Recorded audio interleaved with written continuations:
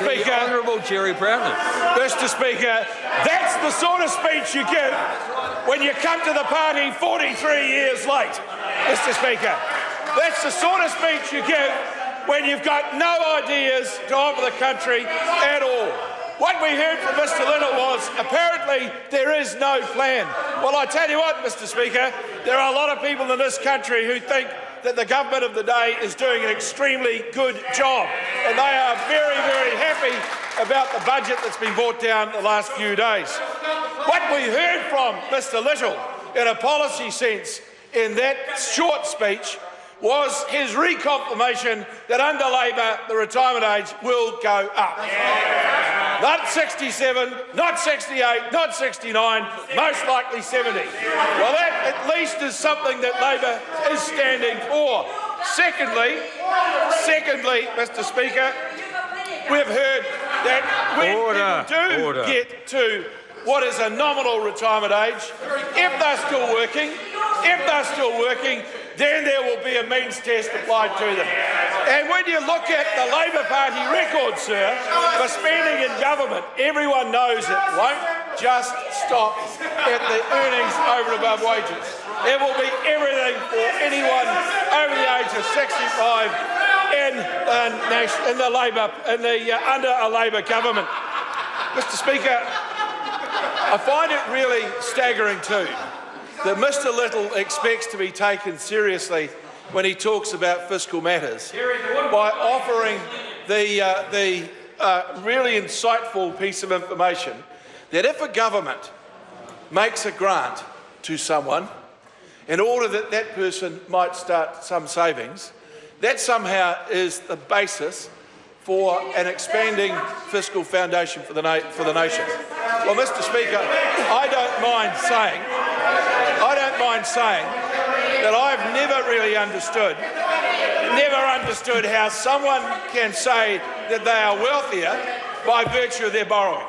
Mr. Speaker, that is fundamentally wrong, and that's the sort of rubbish that Mr. Little is going around on the stump at the moment, trying to convince New Zealanders is somehow some insightful idea that the Labor Party can conjure up out of nowhere the money to make life better for everyone.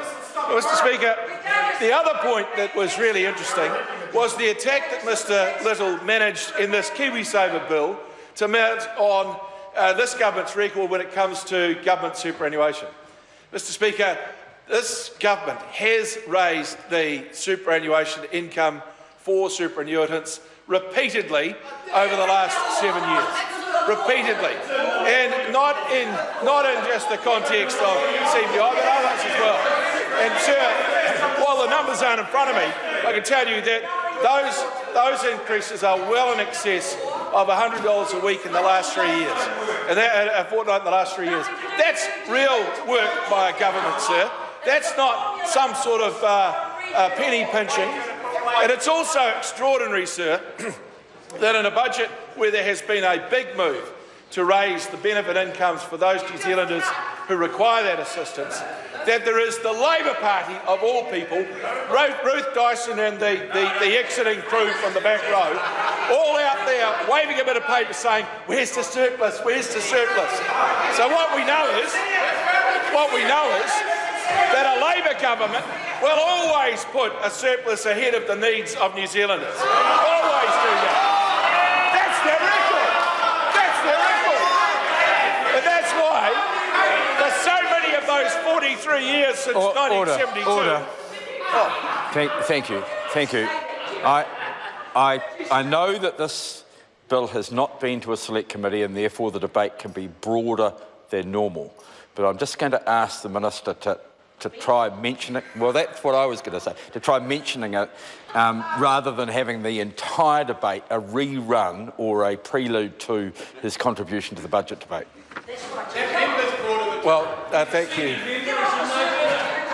That's right. I should know better. But, Mr. Speaker, I will also resist any temptation to note that at a very, very salient point in my contribution to this debate, there could well have been a partisan intervention, but I'm not going to say that. Mr.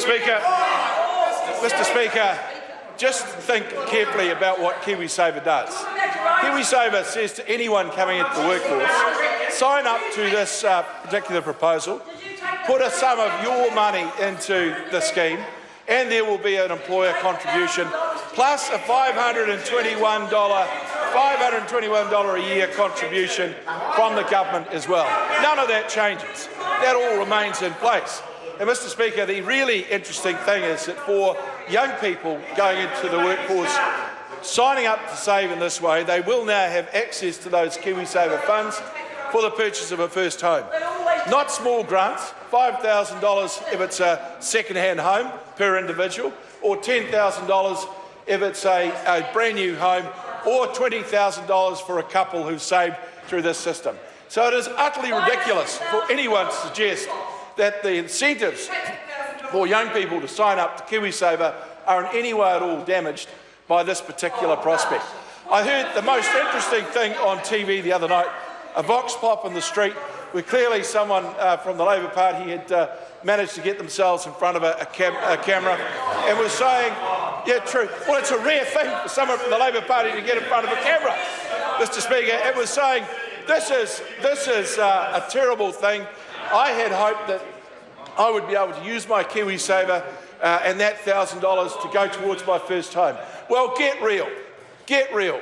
The saving over a 5-year period is going to see more than $2,500 of government grant go into that account, plus up to $10,000 at the time that the house is bought. People understand that. People understand that well. And I can tell our opponents on the other side, there's a whole industry of people out there encouraging young people to join KiwiSaver under those conditions. That's why the numbers are at 2.5 million, and that's why they won't fall, because young people actually do have aspiration. Young people do want to make the most of their lives, and young people will see they're getting up to $15,000 worth of government grant when they come to buy their home. Makes it well worthwhile being in KiwiSaver, regardless of this $1,000. Speaker. The Reverend Dr.